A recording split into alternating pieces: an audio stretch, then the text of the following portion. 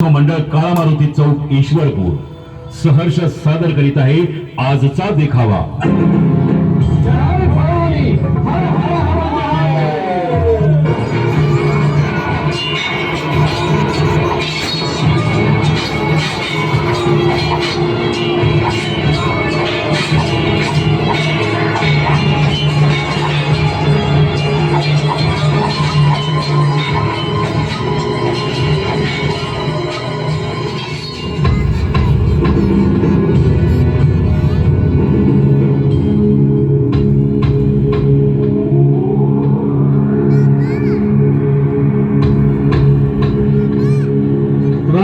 आपल्या सर्व सरदारांनी काम फत्ते केलेले आहे। कल्याणचा खजिना लुटून आपल्या दरबारी सादर केला आहे। राजे, आम्ही कल्याणचा खजिना तर लुटलाच आहे, पण एक विशेष गोष्ट तुमच्यासाठी आम्ही आणली आहे। काय आणलं? अहो राजे आहात तुम्ही आमचे, तुमच्यासाठी काय आणलंय हे तुम्ही पाहायला हवंच। आमच्या राजांसाठी आम्ही काहीही करू हा विश्वास आम्ही पुन्हा एकदा सिद्ध करतोय। काय केलं तुम्ही? हा कसला नजराणा? कसल्या नजराण्याची भाषा करताय? डोकं ठिकाणावर आहे का? तुम्ही स्वारीवर लुटमारी करायला गेला होता का स्त्रीवरती हात टाकायला गेला होता? कोण आहेत ह्या? अहो राजे, कोण म्हणून काय विचारता? या कल्याणच्या सुभेदाराच्या सुनबाई। आम्ही ज्यावेळी कल्याणचा खजिना लुटत होतो, सोने चांदी हिरे हे सर्व काही सापडत असताना ज्या मोघलांनी आतापर्यंत आपल्यावरती अन्याय केले, आपल्या स्त्री महिला पोरीबाळींच्यावरती अत्याचार केले, त्या मोघलांचा असा एखादा नजराणा सापडल्यानंतर आम्ही तरी का सोडावा? म्हणून म्हटलं थेट उचलून तुमच्या समोर सादर करावा। स्वराज्याच्या उन्नतीसाठी खजिना मिळालाच आहे, पण राजांनाही थोडस खुश करावं म्हणून आम्ही यांनाही सोडलं नाही, त्यांना थेट पेटीमध्ये घालून तुमच्यासाठी इथं आणलं आहे। खबरदार, पुन्हा असं बोलाल तर शर्मेने जीभ कशी झडत नाही तुमची? अरे लाज कशी वाटत नाही? या स्वराज्यामध्ये आम्ही प्रत्येक स्त्रीला आई समान मानतो। त्यांच्या नखाकडे सुद्धा पाहिल्यानंतर आम्हाला आमच्या आऊसाहेबांचं प्रतिबिंब दिसतं। आणि तुम्ही सुभेदारांच्या सुनेला उचलून आणलं, त्याची शिक्षा मिळेलच तुम्हाला। पण त्याआधी साडी आणि चोळी करून यांना सन्मानानं त्यांच्या घरी पोहोचती करा। आम्ही दुश्मनाशी दुश्मनी करतो, विचारांशी लढतो। याचा अर्थ कुठल्याही पोरीबाळी कुठल्याही स्त्रीवरती नजर टाकणंच काय? त्यांच्या आजूबाजूला धोक्याचा वारा जरी असला ना, त्याला कापून काढू आम्ही।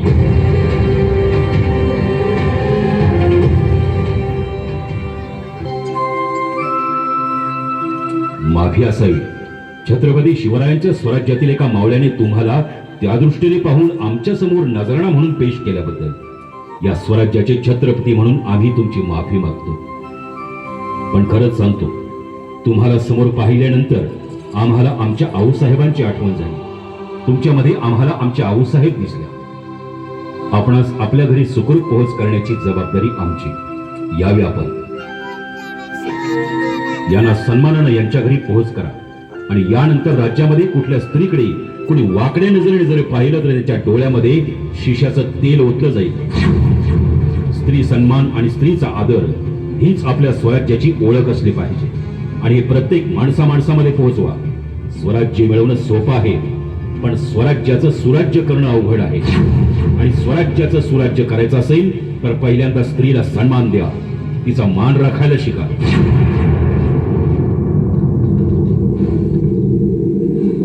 आबासाहेब, आज आम्हाला आनंद होतोय, आम्हाला खूप गर्व वाटतोय की आम्ही तुमच्या पोटी जन्म घेतला। या माते समान सुभेदारांच्या सुनेला तुम्ही सन्मानाने मागे पाठवलं, हीच आमची स्वराज्याची ओळख आहे। आणि याच पावलावरती पाऊल ठेवून आम्ही सुद्धा तुम्हाला आज वचन देतो की स्वराज्यामधील प्रत्येक स्त्रीला आम्ही आदराने सन्मानाने वागणूक देऊन त्यांना मा जिजाऊ आणि आमच्या आईसाहेब यांचाच दर्जा देऊ। शंभूराजे, याच गोष्टीची गरज आहे, कारण आम्हाला आऊसाहेबांनी घडवलं, आम्ही घडवलो, तुम्ही घडत आहात। आऊसाहेबांच्या पोटी जन्म मिळाला हे आमचं परम भाग्य। आणि त्यांनी आम्हाला घडवलं नसतं तर आम्ही स्वराज्य उभाच करू शकलो नसतो, रयतेचं रक्षणही करू शकलो नसतो। असे त्यांनी आमच्याकडून धडे गिरवून घेतले, म्हणून आमच्या हातून स्वराज्याची स्थापना झाली। शंभूराजे, तुम्ही आम्हाला जे वचन दिलं त्यामुळे आमची ही छाती फुगून गेली आहे। आम्हाला अभिमान वाटतो तुमचा। आता आम्हाला काळजी नाही की आमच्या नंतर स्वराज्याचं रक्षण करता कोण। शंभूराजे, तुम्ही या स्वराज्याचं रक्षण कराल याची खात्री वाटते आम्हास.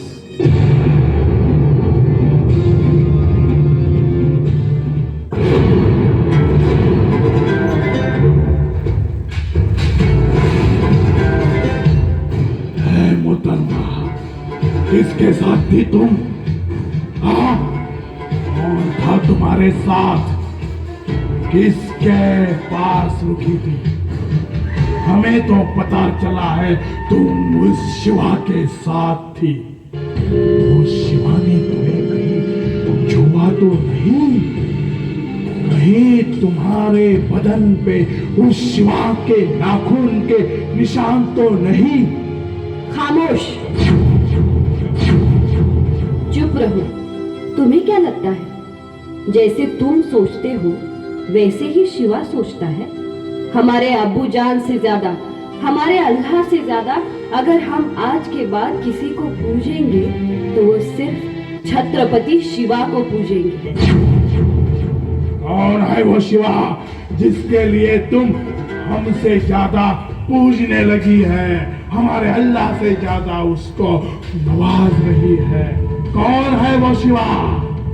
वो दुश्मन नहीं है, वो भगवान है. अल्लाह से भी बड़ा रूप है उसका. उसने हमें भगवान के रूप में नवाजा है. हमारी इज्जत की है उन्होंने. हमको सही सलामत पहुंचाने के लिए इन लोगों को हमारे साथ भेज दिया. ये है छत्रपति शिवा. हे अल्लाह, मेरी सारी उम्र छत्रपति शिवा को समर्पित करती हूँ.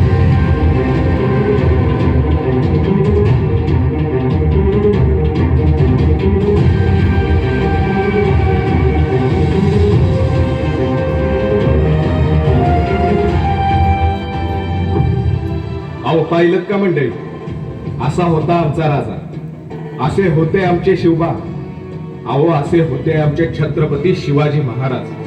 पण काय करायचं, आज आमचं छत्रपती शिवाजी महाराज फक्त पुतळ्यापुरतं मर्यादित राहिले. अहो शिवाजी महाराज गेलं पण त्यांचे विचार कधी जाणार नाही. अहो ते पुन्हा जन्म घेणार आणि पुन्हा या देशाला, महाराष्ट्राला, या हिंदुस्थानाला मराठ्यांचं रक्त आणि छत्रपती शिवरायांचा विचार पुरून उरणार आहे. अव या जगात लय राष्ट्र आहे ती, आणि भारत हे सुद्धा एक राष्ट्रच आहे. पण या भारताचं तोंड, भारताचं मुख आणि भारतामधलं एक राष्ट्र कुठलं असेल तर ती महाराष्ट्र. आणि यो महाराष्ट्र घडवला कोणी? माझ्या राजानं, माझ्या छत्रपती शिवाजी महाराजांनी. अव परस्त्रीला माते समान मांडलं.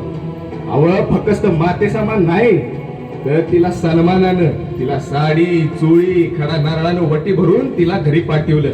अव एवढा मोठा विचार कुठं असतो या? तो फक्त दिसत माझ्या राजामध्ये. अव या महाराष्ट्रात पोरीबाईंवरती लय अन्याय व्हायला लागले आणि याला उत्तर एकच, माझ्या शिवबाची तलवार. तवा ध्यानात ठेवा माजलेल्या रेड्यांनो, छत्रपती शिवाजी महाराज इथं घराघरात जन्म घेणार आहे. आणि ध्यानात ठेवा, आणि इथून पुढे जर कुणी पोरी बाळीकडे वाईट नजरेनं बघितलं तर आमच्यासारखं वाईट कोणच नाही. आणि आजपासून पहिली शपथ आम्ही घेतो की इथून पुढे पोरी बाळींकडे वाईट नजरेनं बघितलं सा तर त्याचं डोळं गिदडाच्या चोचीला दिसतात. ध्यानात ठेवा, हा छत्रपती शिवरायांचा महाराष्ट्र आहे. छत्रपती शिवाजी महाराज